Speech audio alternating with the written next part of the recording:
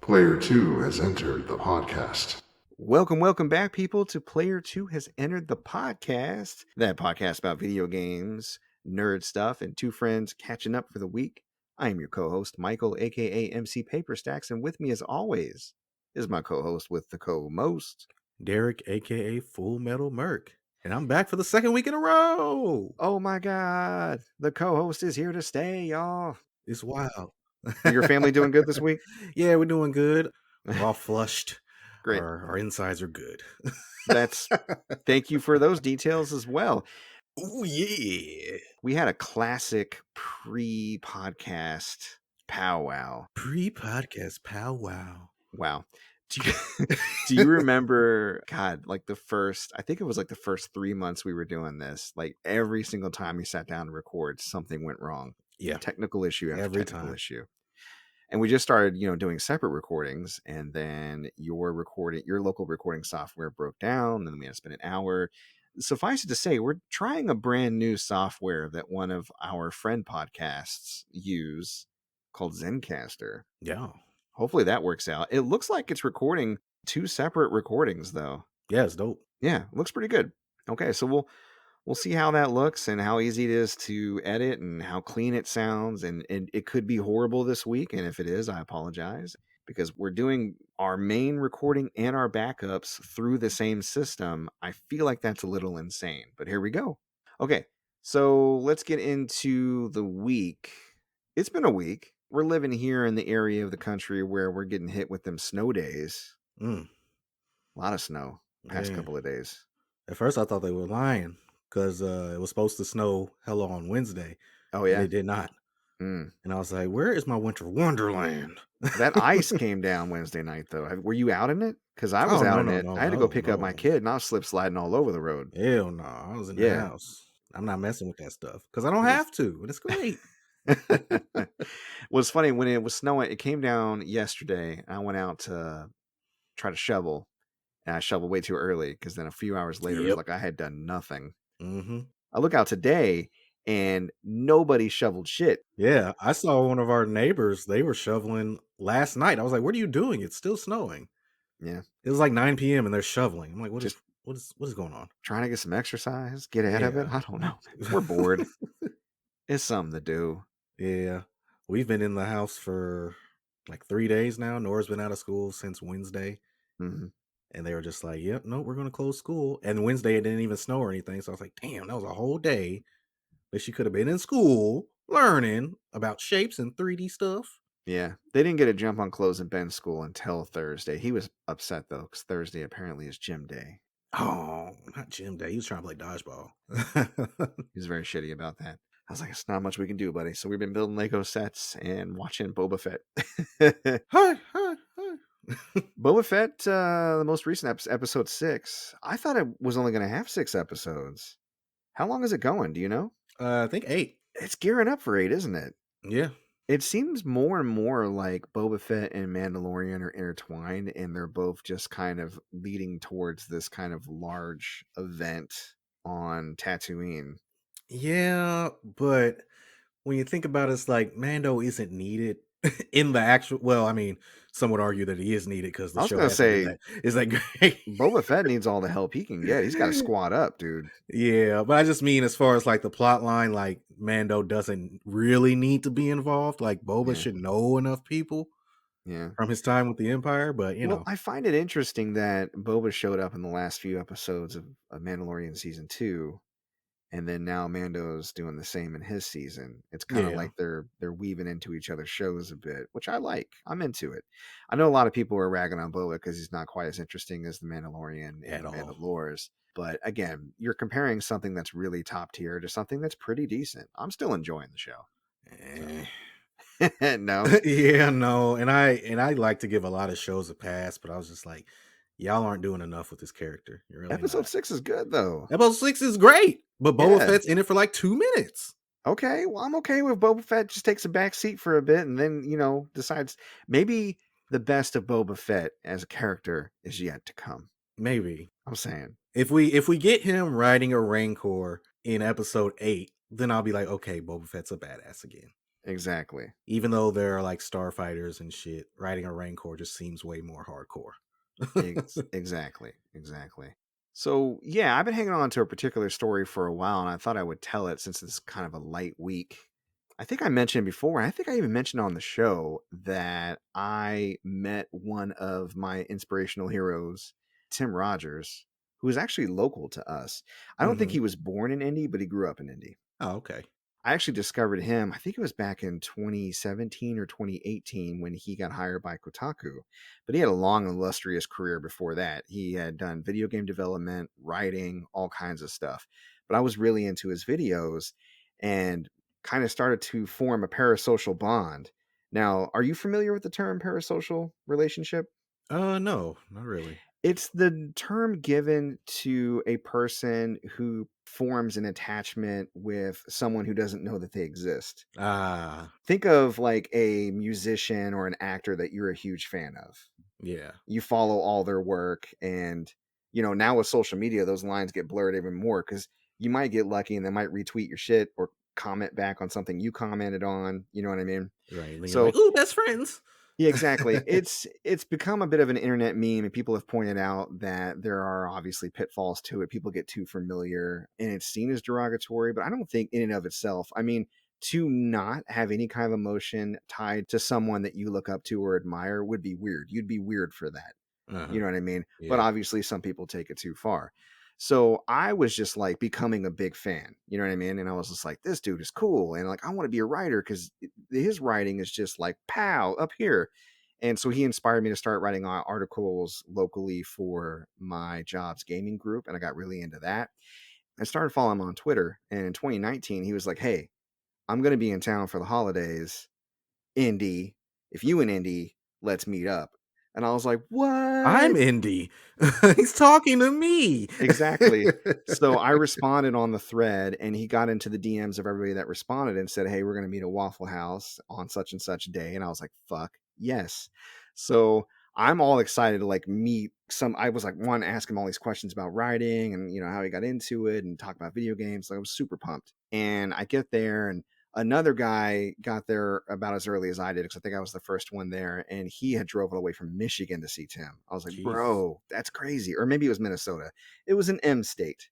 And we were chatting, and then a few more folks showed up. And then funny enough, a guy that's in a band with a good friend of mine that lives in Bloomington was there. So like we both knew the same dude, but we were also there to see Tim, and he was a cool guy. And like all these people were showing up. I was like, oh, these are cool.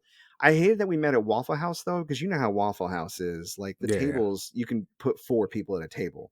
Right. And there were obviously there was about a crew. I would say maybe like 8 to 10 of us. And then he showed up with his brother and his girlfriend. So he had one extra space for somebody to sit with him. Right. And I was like, okay, I guess I'm not talking to Tim at this Waffle House. And so he comes in, we all stand up and say, hey, what's up, man? And, we all introduce ourselves. At one point, he says something, and I'm like, you think that's something? This guy right here, he drove all the way from Minnesota to see you. And I pointed to my friend Garrett that I just met. And I looked over, and he kind of looked down like he was embarrassed. And then Tim was like, don't speak for the man. And I was like, fuck me. Worst impression ever. But then he grabbed that guy that drove from Minnesota and had him sit with him. And I'm like, man, he kind of deserves it. So I sat with the other guys. We ate. I chatted them up about games and stuff like that. Tim walked by for a minute to talk to us about movies. And he was like, hey, we're all going to go to the mall, maybe hit up Big Boss Arcade, which is this arcade in the mall up north. I was like, cool, let's do that. So we headed up there. We played some games. I got to play some X-Men with him. We got to do Daytona. It was a lot of fun. Play with some other folks. It just was loud, and there was a lot of stuff going on. So really couldn't get a conversation in. I was trying not to be too needy. I was like, let me pull back. Right. Let me go, hey, what's up, Tim? Let me pull back. Notice me, senpai. No, yeah, basically. I wanted him to notice me so bad, and I couldn't click. We hung out for a bit, and then it got kind of late, and they were like, let's go to this next thing. And I had to work the next day, and I was like, I'm going to have to skip out. His girlfriend was actually designing shirts for the Untitled Goose Game. Oh, cool. he was like, you should get one of those shirts. And I was like, hell yeah, I love video game shirts. Because I think I was wearing an Untitled Goose Game shirt or something. Oh, okay. And he was like, you should buy the one my girlfriend designed. I was like, hell yeah. He goes, if you buy 2, when I come back in town, I'll wear that shirt and we'll take a picture wearing the shirt. And I was like, that would be amazing. So I was like, buying 2. What's your size? And then I was like, hey, see you guys. Good to meet everybody. I'm heading out. I friended his brother on Facebook, and him and I made like a pact to start our Twitch channels because we both were thinking about streaming at the time. Yeah. And we did both start our Twitch channels, which is really cool. Cool. And then I messaged Tim on Twitter back and forth a few times prior to the pandemic. And he had a plan to, like, I had recommended some places for them to go, and he messaged me. Like, I looked back at our messages and he was like, oh, this place you recommended was really great. I'm so glad we came, and we got to do the Truck Heck release party, and you got to come up to that. Maybe I'll come up for the 500. And I was like, oh, that's awesome. So we're having some back and forth, and I'm feeling pretty good about it. Then COVID hit. He's in New York. He catches COVID. I'm sending him information about like where to get tested or treatment or whatever. And he's like, hey man, thanks, blah, blah, blah. And I hope your family's okay. And I was like, yeah, we had a few scares. And then after that, whenever I messaged him, I just never got anything back. Like, he had given me some advice about streaming and then mentioned that he would shout me out once I got my stuff going. And so a few months later, I reached out like, hey, I got my stuff going. I think it'd be a good time for a shout out. Didn't hear anything back. I waited a few more months, told him I was starting a podcast. I didn't hear anything back. And then I started to like go back and just fine tooth comb through our interactions. You know what I mean? I'm neurotic and I am insecure. And I was just like, did I completely fuck up? Does he hate me? They always say don't meet your heroes because they end up being the asshole. But what if you're the asshole? And then the worst thing happened. I went to watch his new videos on Action Button because he left Kotaku, which I had, again, he told me before he told anybody else, publicly, like we were talking about it. I was like, oh, you're leaving Kotaku, blah, blah, blah. And he told me he was going to start his own channel and do his own reviews. They started to go up. And again, Tim Rogers videos are my jam. I love watching them. But then when I went to go watch his video, I felt really bad and I shut it off. I couldn't watch it. Yeah, I couldn't explain it. He hurt you. Yeah. Well, I don't know. I felt like I had a missed opportunity to make a good friend, maybe even a mentor, somebody that could guide me because he's done so much that I want to do. Over time, I couldn't really kind of picture, I couldn't really define or figure out what it was. And then 2 YouTube videos came out that kind of described my situation. And one of them was simply titled Envy by ContraPoints. And I don't know if I ever talked about this particular video, but I've talked about ContraPoints before. Yeah. She talked about the proximity effect with envy, how envy can be stronger if it's somebody within your particular group. Mm-hmm. And with me, I had met Tim and we're both interested in the same things and we're both from the same town. So I feel like I had like developed this form of envy where like watching him be really successful and fucking crush it started to make me feel bad because I was trying to do the same thing. Mm-hmm. And we had that relationship that kind of broke off thanks to the pandemic and all kinds of other stuff. And then I saw another video CJ the X did, Bo Burnham versus Jeff Bezos, and he had a whole section on parasocial relationships and how that line is blurred with social media and actually being able to meet the people that you follow and stuff like that. And they both explained the pitfalls of what I went through, justified my feelings, gave a name to my feelings. And then once I figured out like why I was feeling the way I was feeling, I was actually able to go back and watch the videos and enjoy them again. And I joined up with his Patreon, throw him a few bucks to support him. And I love the guy. I think he's really talented. And I'm so glad that like that wasn't taken from me permanently because I felt like, oh man, if I never met him, I wouldn't feel all this FOMO and then I wouldn't feel weird about watching his videos. You know what I mean? Yeah. So I don't know. Maybe this whole pandemic thing will blow over. Maybe we'll have another get together. Maybe eventually we'll take pictures in those shirts. Yeah. And I will say you do have to be careful with like comparing your success to your journey to other people's journeys, especially on YouTube. I used to do that a lot with like resellers on YouTube. They'd be like, oh yeah, I just spent $10,000 on this game collection. Then the next video comes out like, yeah, I spent $20,000. It's like, where are y'all getting this money from? I know. And you're just like, what the fuck am I even doing? I should just I'm like, oh wow, I just spent $200. I'm feeling real big right now. Yeah. So you gotta take your own personal journey and measure success by your means and not others. Exactly. Little nugget for you guys. Yeah. Ooh, No, it really little is. 6-piece. Comparison is the thief of happiness. That is a very famous quote, and it's true. Compare yourself to yourself. If you feel like you're growing and you're learning and you're getting better and you keep trying, that's all that matters. I think the social media and the groups that we've gained access to and the amount of information we have access to has been great. We found places where we belong. We found Discord threads, social media groups. There's a lot of people that are into the stuff that we're into, but we can also see the billions of other people on the planet and how good they are at the shit that they do. And so it's a lot easier to fall into that comparison trap. Mm-hmm. But honestly, there's so many people on the planet that everybody's going to have different tastes. You're going to find your niche. You're going to find your personal growth. You're going to find your customers, your audience, your friend group, whatever it is you're looking for. It's out there. Don't let the perceived success of others downcast or put a shadow, I guess, over your own success and your own efforts. Yeah. So you're completely right. You're completely right. And the thing is, you get to envy people because you think that their life is better or if they've done more than you. I've heard on several occasions where he just turns to the camera and get real, where Tim's like, I don't feel like I've done enough. And I'm like, if you don't feel like you've done enough, right. But we're What all the fuck? comparing ourselves to someone else. And there are things that I have that the next person doesn't have that I need to sit back and actually appreciate. I am a father of 2 beautiful boys. I have a wonderful wife. I got my own home. I got a podcast with my best friend. I got all these video games. Like, I'm doing great. Yeah, you would have thought this was a self-help podcast. Yeah. But yeah, no, I've been hanging on that story for a while because it's kind of a personal story, but I wanted to share it because I know there may be other people out there going through that, especially if they have a chance to meet their hero.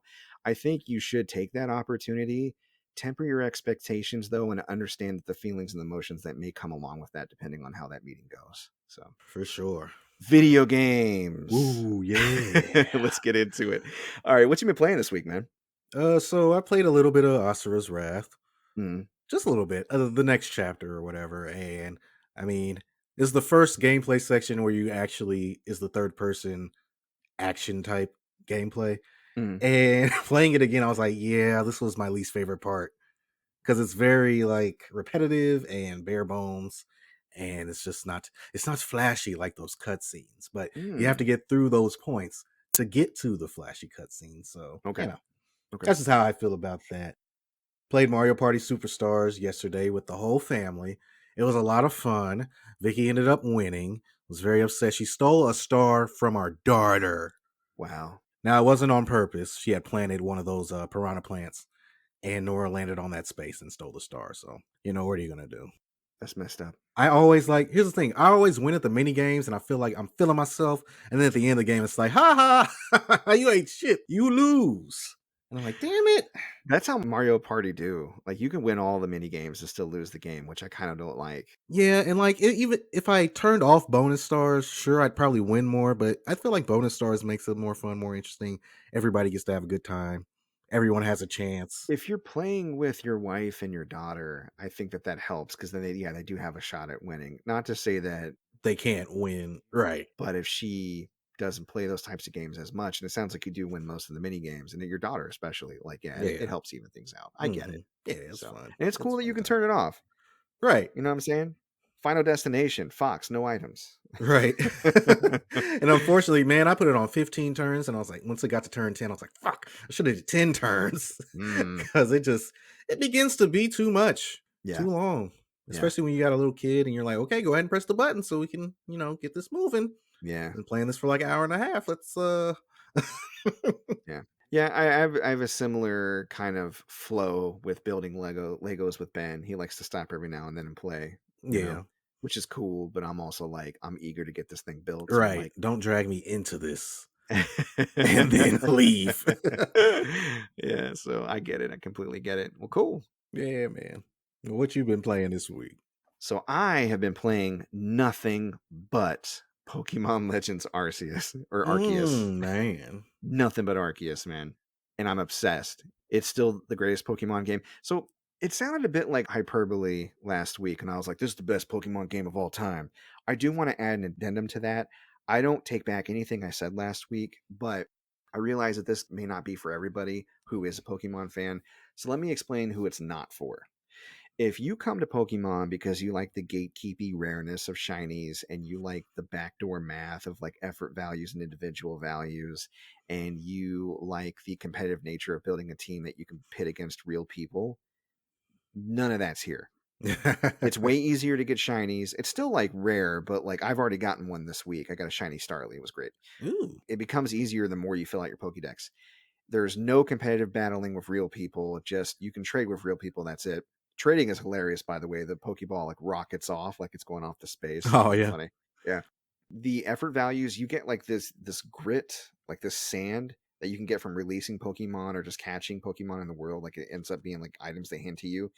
Instead of having to put your effort values across just a couple of stats because you have a cap overall, you can raise all your effort value on all your stats to the max internal value that they have for the game. Sweet. If you have enough items to do it. Like you Okay. can just do it. And you eventually get an item to change the nature. So any Pokemon that you catch, alpha or not, shiny or not, if you want to use that Pokemon long term, you have the comfort of knowing that you can manually adjust its effort values and its nature, which is great. Oh, that's cool. Yeah. Because sometimes in other Pokemon games, you just have to switch out your party because those Pokemon aren't strong enough. Yeah. And the thing I really like about this game, because I was so keen on filling out my Pokédex, and there's so many different ways to fill out the entries, either by catching the Pokemon, battling them, it makes me keep switching up my team. Like I'll get to an area, you can obviously there's a shortcut. If you have a Pokemon in the wild highlighted and you press your Pokédex, it'll open straight to their entry. And you see, okay, it wants you to catch 15 of these Pokemon. You have to defeat it at least 10 times. You have to defeat it at least 15 times with a ghost type move. You have to see it use Hex 16 times. You can stun it 5 times or feed it 10 times. It's a lot. Yeah, like you can evolve it this many times. But again, you don't have to do all of that. You just have to do a combination of 10 tiers, and everything's split up into different tiers. So like say catching it once is one tier, then catching it 2 more times for a total of 3 is the second tier, then a total of 7, then a total of 10. Okay. Right? That's 4 tiers right there out of the 10 that you need for a complete Pokédex entry. Okay. So that's the thing. There's flexibility. You can decide to go through and battle them all, or just catch them, or use them and then get your tiers that way. Now, if you do go through and perfect, like complete their entire Pokédex, which I've done in a couple of Pokemon, that significantly raises the chance that they'll show up shiny. I've completed Starly's Pokédex entry all the way. It's perfect. And then I got a shiny Starly this week. So okay, so this is like a completionist dream / nightmare. Yeah, no, not a nightmare at all, because it's easy to do. It can be grindy, but it's only as grindy as you want it to be. Okay, how many Pokemon are in the game? I don't know. I've seen over 100, and I'm maybe 40% way through the story. Okay. I've unlocked 3 of the wild areas, and there probably is a total of maybe 6 or more. I don't know. Okay. So it's been great. It's been really fun. And you know what's funny? Do you remember when we were playing Pokemon Snap and I was jokingly taking a picture of all their butts? Yeah. That actually prepared me, because there's a thing in the game, and a lot of people online have been referring, like if you hit a Pokemon from behind with a Pokeball, like you just hit it, you throw it at their butt, you have a higher rate of catching, and there's even a louder sound, it's like a harder smack. And they've been calling it online a Backshot Bonus. Oh, God.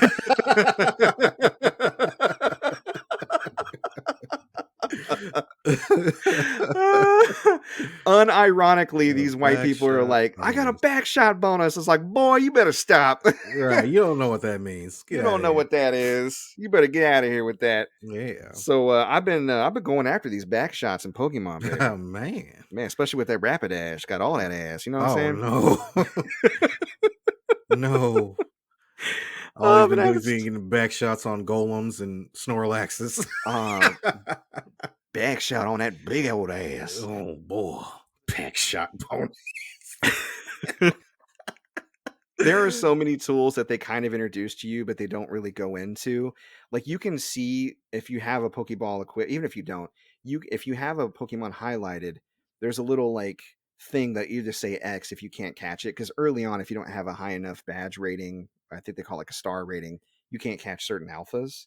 Mm-hmm. But once you can catch a Pokemon, it'll show you like what the likelihood is from like, red to orange to yellow to green, and like different arrows that go up. And if they're sleeping, or if you're aiming from behind them, or if they're eating, you have a higher chance, right? Mm-hmm. And then eventually, aside from throwing berries to distract them, which is what I typically do, you can make these cakes. Like there are bean cakes, mushroom cakes, honey cakes, and they're bug Pokemon might prefer a honey cake over a bean cake, whereas Right. a fish might prefer the bean cake over a grain cake, whereas Rapidash might love grain cake, right? And even an alpha Pokemon that's notoriously hard to catch, if it's eating the type of grain or type of like cake treat that you make that it likes, its catch rate will go all the way up to green. So Oh. these huge Pokemon that normally you think you would have to battle in order to catch, if you prepare correctly and you're using a smoke bomb because you don't have any grass to lean into and you're really close, and it's munching on one of those specialty cakes, Backshot Bonus, boom! Bonus, baby. You got yourself a Pokemon. So I really like, it's got really good stealth mechanics too.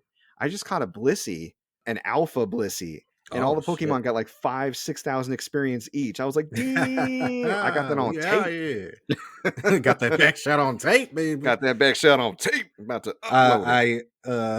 I'm going to suggest a new segment called Backshot Bonus. We're in our Backshot Bonus area of the podcast.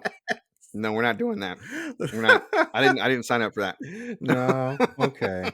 Well, you had my what do they say? You had my curiosity, now you have my attention. Right. And there's so much nuance to the game that I've learned throughout this week, just like different tips that I could give you about how to play effectively.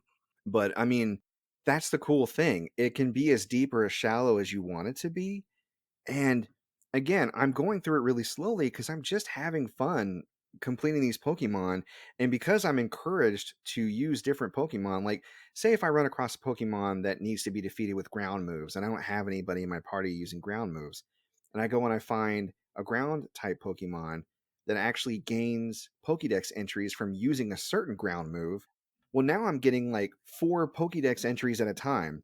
I'm getting one for defeating the Pokemon, one for using the right move, one for using the right type against it, and another one for like, getting it into evolution range so I can like level it up or whatever. Oh, sweet. Being able to, and the thing is, everything's gamified. You can throw your Pokemon out of your Pokeballs anytime, and if they're not aiming at anything, they'll just hang out and you can talk to them, which is really cool. Aww. And you actually do different emotes or different interactions with them if you press different buttons. You don't need it, but it's there. And every time you throw them, like I'll be running past a tree and see berries in it, I'll just throw a Pokemon in it and I'll keep running. And I hear behind them, they knock the berries down, and then the berries go into my pack, and then they just zip to the ball, and I'm still running, man. Nice. So like everything is just smooth. Nothing slows you down. And they got experience points from doing that. Right. And they got friendship points. So if you have Pokemon that level up via friendship, battling with them or using them to collect resources, that all goes towards those points. That's dope. So I got a question. Who did you choose for your starter? Rowlet. Rowlet? Really? Mm-hmm. Okay. I'm a Cyndaquil man. Cyndaquil's cool, but I love Rowlet. Like, I love the design. I have a plushie Rowlet. He's great. Oh, yeah. What's cool, though, is that all of the starters have a unique final evolution to the Hisui region. Oh, really? Yeah, so Decidueye, for example, is a grass ghost. Yeah. But in Hisui, it's grass fighting. Okay. And it looks completely different. Okay, it looks different, too. Oh, that's that. Now you got me want to play the game, because like I wonder, what does this Typhlosion look like? Yeah. Yeah. Badass. I bet it is. I gotta tell you, man, it's a joy to play. Everything that people have been saying about that's positive is 100% true. And like I said, it's got some shortcomings. There's definitely room for improvement, but the jump from just playing the remake of Diamond and Pearl to this is just drastic. Man. Even the jump from like Sword and Shield, to be honest. Yeah, Sword and Shield was pretty meh. Yeah. So I can't say enough good things about it. I'm just over the moon for this game. Over the sun and moon. Over the ultra sun and ultra moon. Cover the ultra moon. Cover the moon with the ultra sun moon. Praise the ultra sun. So no, I am. I'm really, really enjoying it. I'm so happy. I usually try to play more than one game for the podcast, and I just couldn't bring myself to do it. I was like, no, all I want to play right now is Legends. I am obsessed with this game. Now I'm scared if I get it, I'll become obsessed because I still need to beat Yakuza Like a Dragon. What comes out next month? Sifu comes out next month. Horizon comes out next month. Yeah, wait on And it. I'm Maybe just grab like, a copy at Walmart if you see it, so you can save $10 because you know it's not going yeah, to go any lower than 50. true. But definitely, like I said, wait until you get to a lull because if you try to do it while you're still trying to be invested in other stuff, there's a good chance it'll take you. Yeah.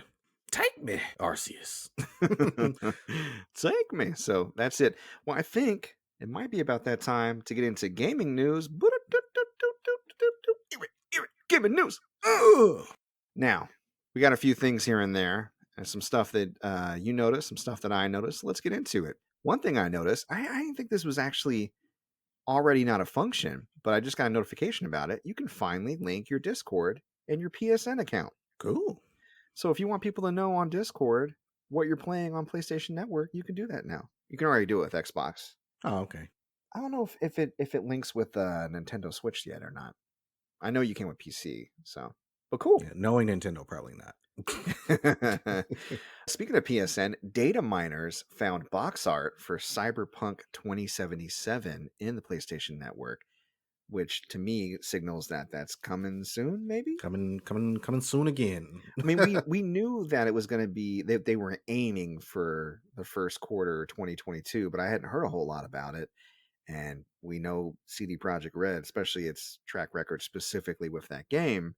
And again, when I say box art, I mean the PS5 box art. If I haven't already said that, Okay. Yeah. Let me be specific. Data miners found PS5 box art, and that's the version that's supposed to be coming, the next gen version. If that does release this quarter, and I have some time, which I don't think I will, because oh my god, this quarter is packed with releases. Seafood. I'll be checking it out, so I'm looking forward to that. All right. I saw the other day that there is a Shenmue anime coming out. It's going to premiere Sunday, February 6th, which would be tonight at 12:30 a.m. on Toonami. And I mean, it looks pretty dope. I never played the games. I've seen that they've gotten so-so reviews, especially 3. I know when the first game came out, though, it was like revolutionary, and it's basically the precursor to the Yakuza series. So there's some respect to be given to Shenmue, but I never got into it, so I can't speak on it. But maybe through the anime, I'll be able to experience the story. I feel like nobody knows the full story because it was so dragged out. I mean, it didn't even finish with Shenmue 3, did it? Yeah, no, it didn't. And I've been admiring Shenmue from afar because I never actually owned a Dreamcast. My friend had a Dreamcast, and I got to play it a little bit, and I enjoyed what I played. And you're right, it was revolutionary at the time. Mm-hmm. So much so, the endearment that I had towards that game carried through the HD version, and even though at this point it is very outdated, and everything that came after it perfected and made it way better, I still was able to play all the way through Shenmue 1 and enjoy it. Shenmue 2, not so much. Nah. But no, I'm actually really excited for the anime too, because I want to finally finish this story. Yeah. I want our boy, what's the main character? Ryu, I think. I want him to get vengeance for his father. Get vengeance for his father, man. Find that Chinese guy who killed him. What's up with that? And quit getting your ass kicked by him. Yeah, stop that. Like, do you even anime, bro? You're supposed to power up. You're supposed to get better. You got to power up. The hair looks powered up. Get the rest of you going. Man. So. All right, what else we got? Rockstar has officially announced the next mainline GTA is in development. I say mainline because a lot of outlets are saying it's GTA 6, but they haven't confirmed that it's going to be called GTA 6. They just said the next mainline entry. So look forward to that in 15 years after Grand Theft Auto 5 has released on the PS6 and 7.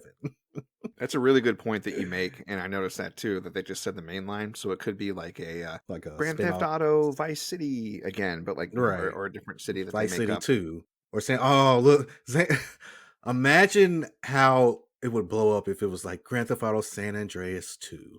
Which, I mean, you know what? Grand Theft Auto 5 took place in San Andreas, didn't it? Yeah, I was going to say Grand Theft Auto San Andreas 2 is Grand Theft Auto 5. Yeah. All right, scratch that. I'm looking forward to it. Obviously, don't know when it's going to come out. I love Grand Theft Auto 5.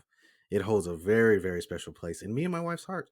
I bought that game and took it on my honeymoon and played it on my honeymoon. And this is before my wife was like really into games. So she's like, what the fuck are you playing this game on your honeymoon? And now she can't get enough of Grand Theft Auto 5. I was like, if you played it, you might know. And she'll hop into developer mode and just go crazy. Putting in all the cheats, summoning all the police officers, all the helicopters, shooting them down, getting the super jumps popping, just all that shit. So I really love the Grand Theft Auto series. Again, it's a shame how they botched that remastered definitive trilogy.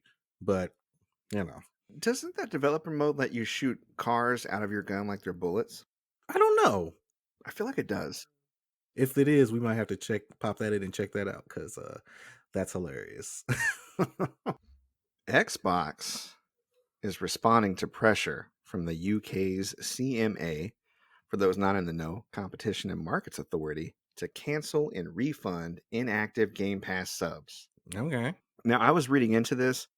It seems a little obtuse about when this should occur or what they would define inactive as. Right.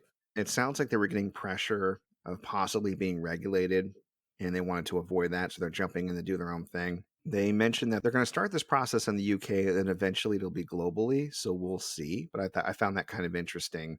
Mostly the point of recurring subscriptions is to keep taking your money while you don't notice. Right. Which is kind of shady. Like, I'm not even kind of. It just is shady. I just want to point out, I have a membership to FYE, which Vicky has told me to delete and cancel many times over our marriage over the past few years. And I still have it. It's $11.99 a month. And I'm like, maybe there should just be a thing where they just cancel it if you haven't rung your card in a year, 2, 3, 4.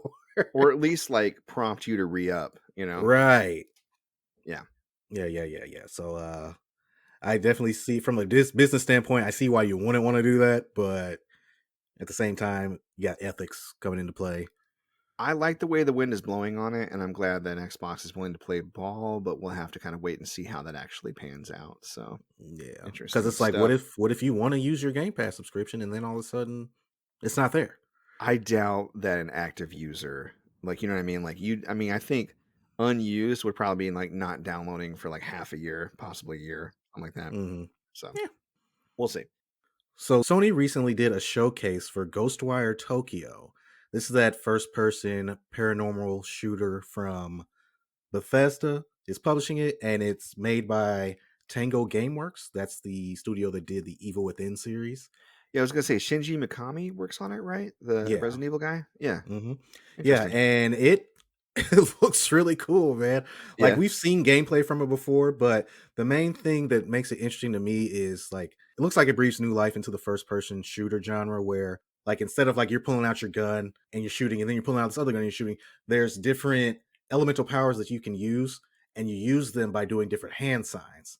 So you're like throwing a straight hand and then a curved hand, and then you got to do a big fireball. So you're putting both your hands together and you're shooting a fireball, and it just looks much more engaging and fun than like swapping out your weapons. Kind of reminds me of BioShock then, though, because with BioShock you had the different I don't remember what they called them. Plasmids. Yeah, that's right. Yeah. And so, I mean, you could literally like shoot bees at people. Like, it was silly. Yeah. And of course, we've seen first person spells before, like with Skyrim. Obviously, this looks to be a lot more articulate and tighter as far as the... Yeah, with those, it was just like, put your hand out, and then a thing comes out of your hand. A damage cone comes out, and then if it falls around the guy... Yeah. Yeah, this is like you're doing combos with your hand signs. Yeah. And it just looks dope as fuck. So I watched the whole gameplay video, and like I said, there's different elemental powers. Well, in the game, there's some incident that happens where all the people in Tokyo just disappear, and they're replaced by these otherworldly spirits, ghosts, demons, what have you. And the main character is more or less possessed by a spirit named KK, and he's where you get your different elemental powers from. Okay. You're just trying to go through the game and figure out, like, wow, these people disappeared, how can you bring everybody back, and so on and so forth. But they showed a lot of gameplay, so you have like your, looks like kind of a spirit block, and you can do a perfect block to get more damage or open the enemy up to damage. Okay. Core grabs, where you like slap a talisman on them and grab their ghost core or whatever. Looks kind of like glory kills, which, I mean, so you got some Doom in there. Okay. Yeah, we got some Doom in there. You got different weapons like a bow and arrow, Like I said before, you can throw talismans that have different elemental effects. There's a Tengu grapple ability. Tengus are the Japanese demons that have like the long noses and the wings. They're like up in the sky towards the top of buildings, and you can grapple onto them to get on top of buildings. And then there are like these spiritual gates that you can purify to destroy a corrupted area that will drain your HP. Wandering spirits that you can purify to get more experience in order to upgrade your techniques. There's these things called Utena spaces that operate kind of like that. Remember that scene in Control where you're going through the hallway and it's just like stuff's constantly changing? Yeah, an ashtray maze. Yeah, it's not exactly like that, but it's just basically an area where a lot of supernatural shit's going on. It just doesn't look normal. And you got to get through these areas, which I assume once you get to the end of the area, you get some sort of upgrade or something. So yeah, I was trying to get a sense of the world. Does it seem like it's open world, or only some maps are? Does it seem like it's tightly scripted, or they're like corridors with a lot of cool shit going on? Or so what interested me is that I did see a mini map in the bottom corner. okay, So it looks like it might be a semi open world to full open world first person shooter game. Okay, which is very interesting to me. Yeah. Because, you know, And what are you mostly like in first-person. Tokyo or like Shibuya? Yeah. I don't know, man. It looks really dope. The enemy designs look really cool, really creepy. Okay. You know me, I'm not really big into horror stuff, but it looks like they give you enough to where I can see myself playing through it without being too freaked out. Yeah. Because you're like empowered, basically. Right. It releases on March 25th, 2022, which is very soon. Kirby Day. Oh, is that when Kirby comes out? That's Kirby Day. Oh, it's just Kirby Day. Okay. Guy, but if it's between Ghostwire and Kirby, sorry, Ghostwire. I don't know, man. Ghostwire looks kind of dope. But Kirby's co-op, and you said you would play. I know, and I will play it. They're on 2 different systems. But yeah, this is going to be exclusive to the PS5 because that's what Bethesda had contracted out with Sony. Even though Microsoft is in the process of, even though Microsoft has already purchased them. Yeah, I bet you it'll drop on Xbox eventually, though. Probably, maybe like a year later or something. It'll be it'll go straight to Game Pass. Has Final Fantasy VII Remake even dropped on Xbox yet? Oh shit, I don't think so. Fuck, it's supposed to. Yeah, it's been a while. It's been almost 2 years since that game came out. Fuck, it's been almost 2 years since it came out. No. When the hell did that come out? Came out in 2020. 2020? Yeah. Fuck. That was a 2020 game. Damn. Yeah. We've been doing this podcast for a while. We've been doing the podcast for a while. Oh, Jesus. But yeah, that's all the info I have on Ghostwire Tokyo. If you're interested, go check it out on YouTube. It's very, very cool. All right. Cool. I'm into it. Well, then that brings us to arguably the biggest news of the week. Sony fires back with an acquisition of their own. Ooh. $1 billion acquisition of Bungie. Now, they only spent 3.6. Only 3.6, which is still a dumb amount of money. Right. Even if you, like, don't try to compare it to the 70, because that was crazy, but that's a lot of money. And I think it's interesting because Bungie, that's the Destiny developer. And more importantly, that's who originally developed Halo. Yeah. And Halo is so intricately tied to Xbox. I just think that's wild. Mm-hmm. Like, obviously, these deals have been in the works for a while, and Sony's not trying to get a dig at Xbox so much as they're trying to carve out their own multiplayer space. I feel like they see a gap in multiplayer games for PlayStation versus Xbox. And honestly, in my mind, when I think multiplayer in the kind of more AAA space, I do think of Xbox first because of their infrastructure and the games that they have. Yeah. Whereas I think of Sony as more like single player grand IPs, and then Nintendo is more like the family friendly local co-op and stuff like that. But yeah, that seems to be the goal, is just to aim for a more robust multiplayer offering. And a lot of people have looked into Nintendo this week, and they've just remained hands off. In fact, they have expressed apprehension with all of these acquisitions and feel that just willy-nilly buying up studios can be a bad idea. They're more concerned with their brand. Again, a company not being Nintendo DNA is what they referred it to it. And I guess I kind of understand. But the thing is, if you buy a company and you own them, then they kind of need to adhere to your style, I guess. But I guess that's Nintendo's way of saying we don't want to buy up a studio and then make them change the way they do things. Which Right. there's some integrity in that, right? Yeah, but also if you wait too long, there's going to be nobody left for you. Yeah, I mean they do buy up development studios that have made games for them where the studio does already align with their beliefs and their like true north, so to speak. Yeah. I mean, like Monolith Soft, Yeah, right? that's what I was going to say about them. Yeah. And they're probably always going to be looking to acquire smaller developers. Like I think the developer of Mario Party Aces is another one that they've been thinking about grabbing. And so it's not unheard of for them to acquire developers, but they would never buy like Blizzard Activision. They wouldn't want Right. to touch them. No, hell no. Like Xbox, I assume is looking to clean them up, but more just taking advantage of the situation, obviously, and giving them an easy out. Which I mean, you can have your own opinion about that. But Nintendo's like, no, we don't want to clean up somebody else's mess. If they're already in line with us and it seems like a good match, they can come on board, whatever. Jeff Keighley has been tweeting, and he was actually quoted as saying that there are still a few more huge acquisitions on the horizon this year. Like, we can expect more news like this that we've been getting in the past couple of weeks, which is interesting. Yeah, to say the least. So I don't know. This is all kind of moving too fast for me. I don't know about you. I'm getting a little worried. Yeah. The only company that I want to see purchased by either Microsoft or Sony is Konami. That's it. That's it. Everybody else can do their own thing. Because Konami ain't gonna do shit with their stuff. They're not doing nothing. They're fucking up. Terrible with their What's IPs. the last new game that Konami dropped? I don't know. I would want PlayStation to buy Konami. Yeah. Even though they are a little bit more guarded when it comes to sharing, I think even the playing field a little bit and make sure Xbox doesn't get too big in their gaming division. And it's a Japanese company buying a Japanese company. I feel like they'll handle the IPs better. Konami's been whoring out its IPs to American developers, and you've seen the tragic end of that story. Mm-hmm. You know what I mean? Not to say that an American developer cannot handle a Metal Gear or a Silent Hill, but part of the appeal is that Silent Hill and Metal Gear are Japanese imitations of American genres that were popular because of the Japanese spin. Like you can point to Alan Wake and a dozen other horror games that Americans have developed, but it's not going to have the same flavor as Silent Hill. Right. Same thing with Metal Gear. I mean, we got Sam Fisher games, got Call of Duty, you got a lot of military shooters, and a lot of them with sci-fi bents, but they're not gonna be the same if they're not told through the lens of somebody like Hideo Kojima. Now, honestly, I think Metal Gear is done, and that's okay. I don't think that they need necessarily to make new Metal Gears unless they can somehow repair it. Because again, Hideo works pretty closely with Sony. Another good reason for Sony to buy Konami, then maybe they can give that IP back to him. But I don't even know if Hideo would be interested in doing any more Metal Gears.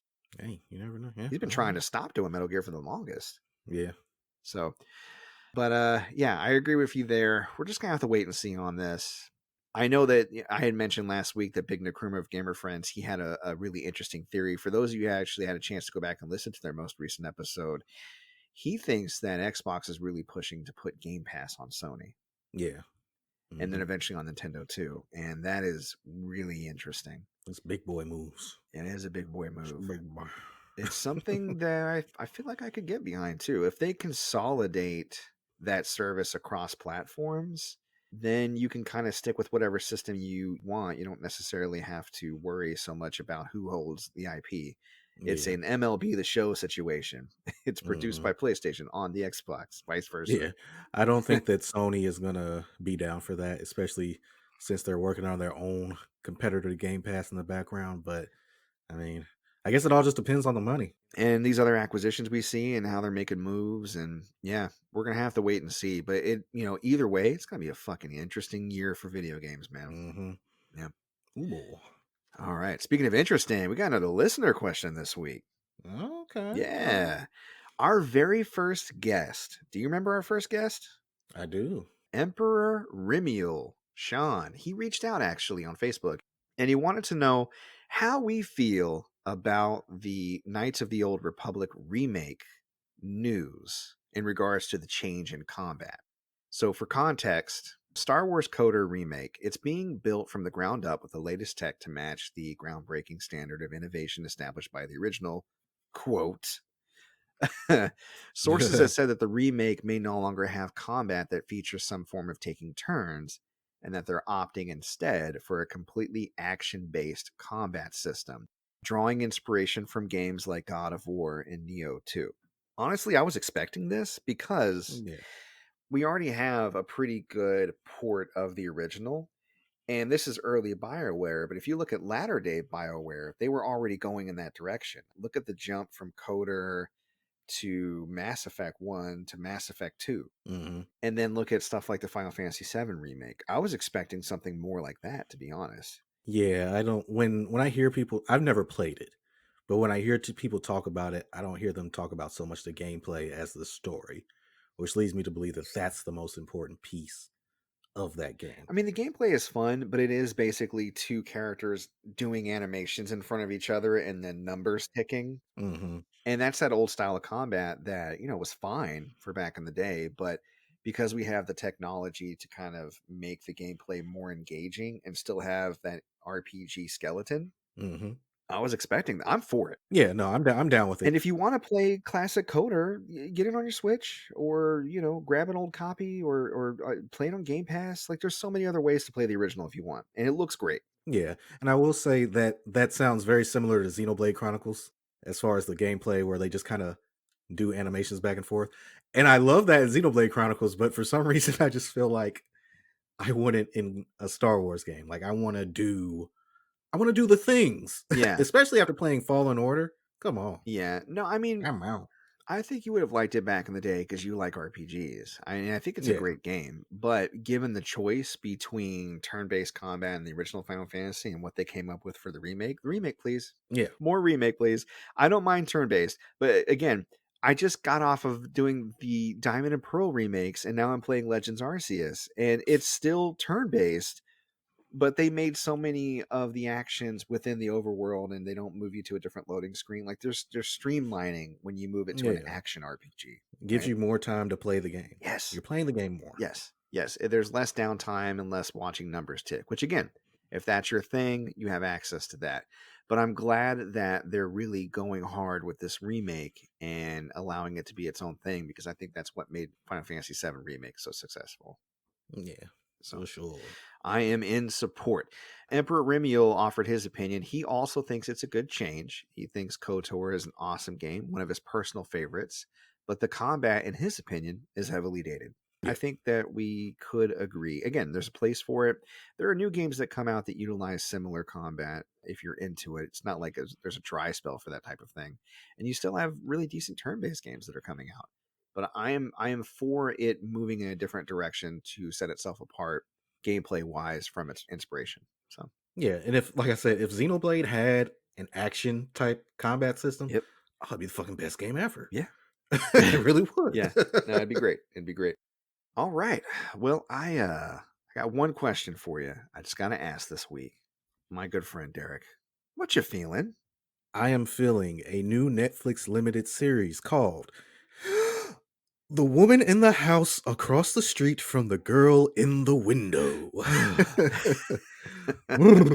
Now, this is a series starring Kristen Bell, and as you may be able to tell from the title, it is a parody of that mystery thriller genre where you have the housewife or the agoraphobic shut-in. Yeah, that witnesses something horrific in the neighbor's house. And no one believes them because they're like depressed or crazy or on drugs. I'm like, I swear, this has nothing to do with my alcoholism. Somebody was murdered. Exactly. That's exactly what it is. That's exactly. You haven't even seen it. No, that's exactly I've seen all the movies that it's spoofing. Right. Like it's funny when you said you saw it. That for my first question was, is it a spoof? Because it seems like it's a spoof. Yeah, it's a fucking spoof to the max. Yeah, but in a way that not like a scary movie type spoof. You know what I mean? Where it's too much. It's too on the nose. Yeah. This is just more of it's kind of subtle. Yeah. In some of the spoofs, like there's I like a clever spoof. Yeah, there's a scene where, oh Jesus, where she's looking up information and she finds a piece and she says bingo, and then she finds another piece of information. Then she says bingo, and then she finds one final piece. And at the end of the scene, she's like bingo. go because I'm like, she's gotta say it again, right? And yeah, it's just spectacular. It sounds fun. Yeah, Kristen Bell and Michael Ealy. Michael Ealy kind of stars in it. He plays the ex-husband. Okay. But it hits the nail on the head. I love those types of movies because they're always just so funny and corny most of the time. And it's just like, really, why are you doing this? And in this show, it's just like, yeah, we're going to make fun of all that and we're going to do it in a smart way. Yeah. And it's just, it's amazing. It's amazing. You got to go and watch, if you haven't watched all the movies that it's inspired by, you probably definitely got to go do that first, because then you got to get familiar with the tropes. Even if you haven't, though. Yeah. Like, it's one of those genres where you've heard somebody talk about it, or it's not that complicated to where you're not going to get that they're spoofing that. I was going to say, ever since Hitchcock did it, it seems like every 5 years somebody's coming out with a movie that does the same thing. You know what I mean? Yeah. So, yeah. They even do the slight spoilers. I don't know. They do the trope where somebody's living in the house. A la Malignant. Yeah, somebody's always living in the house, like in one of those movies. We were joking the other day, my wife and I, because we had never gone up to our attic. We have like a half attic. No. And I'm like, somebody's living in our attic, right? She's like, oh yeah, for sure. Somebody's living in our attic. And I was like, should we go up there and like get rent or whatever? She's like, nah, let's let sleeping dogs lie. Then you have to have conversations with them and shit. And... yeah. Then it becomes like the guy on the couch situation. Right. The guy on the couch in the living room across from the kitchen where there's beer in the fridge. Whose friend is he? We don't know. Right. All right. Man, that gets me in a contemplative mood, man. I'm in a bit of a deep mood, if you will. I'm having thoughts. I'm having deep thoughts. Deep thoughts with Player 2. Oh, that's right, folks. It's time. It's time for Deep Thoughts with Player 2. We have not changed the name because despite the protest from my co-host with the co-most, no better name has been come up with yet. So, nope. If you think of one, let us know.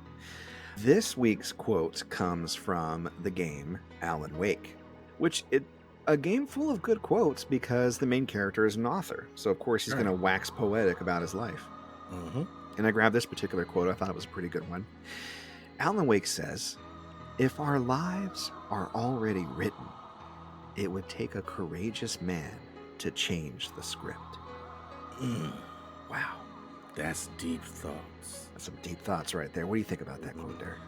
Man, it's a doozy because it's like, in our lives right now, if we knew that everything was predetermined and yet we tried to go against that plan anyway, that is courageous, because it's like, that's predestination, or things being predestined is just an idea that there's this supernatural thing that's way above you. Interesting. You know? Yeah. And the ability or the drive to want to go against that is kind of courageous. Yeah. Oh. It's going to take some courage. I feel like you could also interpret it like, if our lives are already written, could be everything ahead is predictable and smooth. We got the job we need, we got the house we need, right? Like, if we don't shake it up, if we stay the course, everything should work out fine. But what if we do want to change the script? What if we still want to make our life unpredictable or add something new? Wouldn't it be a courageous action to rock the boat when things are already kind of laid out ready for you? You know? Yeah. Or would it just be stupid? Or would it be stupid? Maybe it takes a dumbass to change the script. I don't know. But yeah, it's something to think about. If we have a destiny, if everything is pre-written, if it feels like we're careening towards a specific destination, in order for us to break from that, you got to reach in and have a little courage. I think about changing the script whenever I decided to leave a job for something new, because I just know that job, like when I left my full-time job for the part-time job, it was a bit of a risk, but I was changing the script, you know? Yeah. But were you? I was, because I chose less financial security for more personal freedom. Well, I just mean in the sense of, if everything is predetermined, how do you know you're not following? Well, it's the spirit of predetermination, right? Yeah, it's knowing that if you stay the course, you have a predictable future. you are going to end up at this endpoint where you have a really big retirement fund or you have like a secure job and blah, blah, blah, blah, blah. But you also know that you're a mundane drone serving a corporate overlord. So do you just cancel that and go for it, live your life, and maybe pursue one of your dreams? You know, you change the script. Yeah, so I was over here doing deep thoughts. Player 2, you're just doing deep thoughts. Oh, damn, really? I thought I was doing deep thoughts, and you were doing deep thoughts. I thought I was doing deep thoughts. Maybe I'm doing we should change it to deep thoughts. Triple deep thoughts. Triple D with Player 2. God. Let's move on. Anyways, yeah. I think that might be an episode. What do you think? I think so, man. All right. It's a pretty good one. Yeah. I liked it. All right, stick around. We got some fun news actually in the world of our social media, but we're going to take a quick break to give it up for our sponsor. We'll be right back. And we're back. Derek, people out there maybe wanting to buy some games themselves, perhaps some goodies of the gamer variety, maybe more. Where can they find a reliable source for that? Oh, man. Well, they can check me out at ebay.com/str/gamergoodies and more. I sell video games, toys, electronics, vintage items. Anything you could possibly want is on that store. So check it out. I'm on Instagram at gamergoodiesmore and Twitter at goodies_more. Excellent. And remember, we upload new episodes to our hub at anchor.fm/player2 is enter the pod every single Sunday. But our podcast is available on other platforms as well, including Breaker, Google Podcast, Overcast, Pocket Cast, Radio Public, Apple Podcasts, and Spotify. The much hated lately Spotify, but what are you going to do? Oh boy, what are you talking about here? What are you going to do? Find us on all the social medias. TikTok.com/@player2 is enter the pod, Facebook.com/player2 is enter the pod, and guess what? We got our own URL for YouTube. YouTube. We finally got enough subscribers to tell you can find us at youtube.com/player2 is enter the podcast. How about that? Love it. Love it. Subscribe. Like and subscribe. Ring the bell for notifications. Comment, rate, review, share. Whatever you do on the social media helps us. It puts us in that beast called the algorithm, right? And it's free. And we really appreciate it. So if you're a fan, get out there and blast things around and hit the like button, do the ratings, all that good stuff. If you really want to help us out, like our good patron Jordan, aka Big Nakruma from Gamer Friends, you can be a patron as well and go to patreon.com/player2 is under the pod. We would very much appreciate that. And if you want to contact us, you can do so through social media, or you can email us at mcpaperstacks@gmail.com for listener questions, guest suggestions, feedback, etc. Love to hear from you. All right. I think that is our show. That's it. Thank you for coming out and listening to us once again this week. We appreciate you. We love you. And we will see you next week. Bye-bye. Peace.